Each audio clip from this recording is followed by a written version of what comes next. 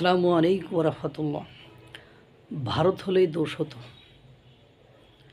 যদি কেউ শুনে কালকে যে গতকালকে ভারতে বাংলাদেশের এক ব্যবসায়ী নারীকে এক সন্ত্রাসী প্রকাশ্যে রাস্তার পরে ফেলে হাতুড়ি পিটা করে জায়গায় মেরে দিয়েছে, তার পরদিন দেখবেন বাংলাদেশে গালিগালাজ আওয়াজ, মোদিরে একেবারে ধুতিমুতি সব খুলে নিয়েছে। অর্থাৎ নরেন্দ্র মোদীর ধুতিমুতি যা আছে সব খুলে নিয়েছে। ভারতরে গালির সাগরে মহাসাগরে ডুবিয়ে দিয়েছে। এমন পরিবেশ পরিস্থিতির সৃষ্টি হয়ে যাবে। কিন্তু দেখেন, আমি যে কথাটি বলেছি এ কথাটি সত্যিই ঘটনা, কিন্তু ভারতে নয়। এই ঘটনাটি ঘটেছে বর্তমান বাংলাদেশ যাদের সেবা দাস, বাংলাদেশ যাদের গোলামিতে পরিণত হয়েছে, গোলামে পরিণত হয়েছে, দাসে পরিণত হয়েছে সেই আমেরিকায়। হঠাৎ করে দেখা যায় সিসিটিভি ফুটেজে এক সন্ত্রাসী একটি গাড়িতে এলোপাতাড়ি হাতুড়ি দিয়ে ফিটাতে থাকে।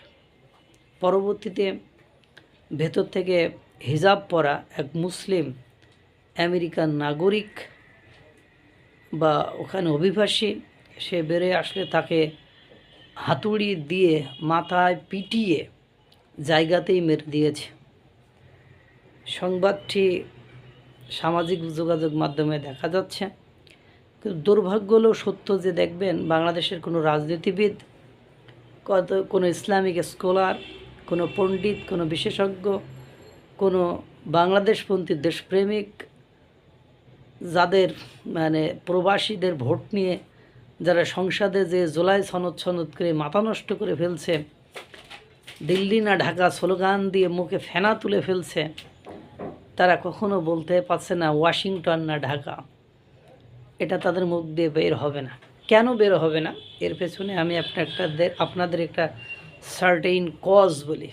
কারণ তাদের সাথে কিছু নন ডিসক্লোজার চুক্তি হয়েছে, যে চুক্তিগুলো প্রকাশ্যে নিয়ে আসা সম্ভব নয়। কালের কণ্ঠের একটি ফটোকার্ড দেখলাম, আমাদের মাননীয় পররাষ্ট্রমন্ত্রী ডক্টর খলিলুর রহমান বলছে যে আমেরিকার তেল কর্মকর্তাদের সাথে, জ্বালানি কর্মকর্তাদের সাথে আমার বৈঠক হয়েছে, আলোচনা হয়েছে।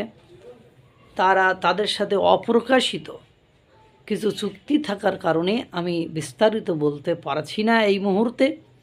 কিন্তু তারা আমাদের অর্থাৎ যুক্তরাষ্ট্র আমাদেরকে আশ্বস্ত করেছে যাতে করে এই সংকটকালীন তেলের সমস্যার সমাধান হয়।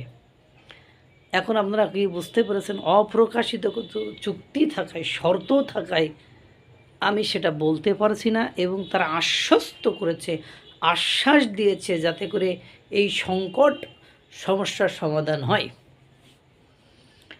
গোলামি কোন লেভেলের চুক্তি করে গোলামিটা কোন লেভেলে নিয়ে গিয়েছে সেটা বলার অপেক্ষা আছে কি না রাখে কি?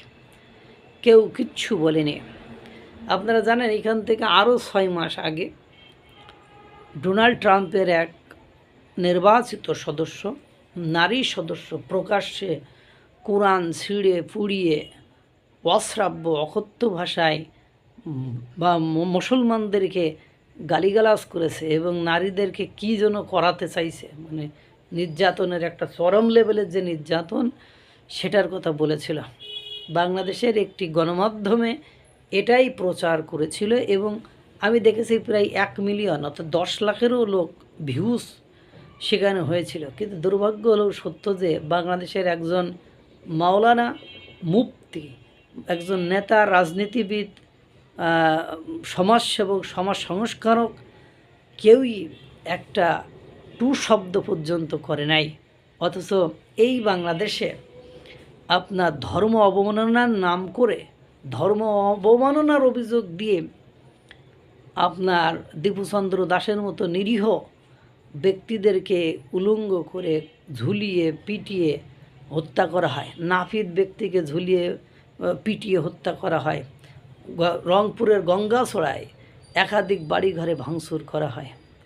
যে যত দোষ ভারত ঘোষ, যত দোষ হিন্দু দাদাদের দোষ, কিন্তু আপনার যখন আমেরিকা এই সকল কর্মকাণ্ড করেছে, বাংলাদেশকে একের পর এক অবমাননা করেছে, একের পর এক বাংলাদেশকে গোলাম থেকে আরও গোলামির জায়গায় নিয়ে যাচ্ছে, তখন প্রতিবাদ তো দূরের কথা, তাদের বিরুদ্ধে একটা শব্দ বলারও লোক খুঁজে পাওয়া যাচ্ছে না। আল্লাহ তাআলা সকলকে ভালো রাখুক, সুস্থ রাখুক। আসসালামু আলাইকুম ওয়া রাহমাতুল্লাহ।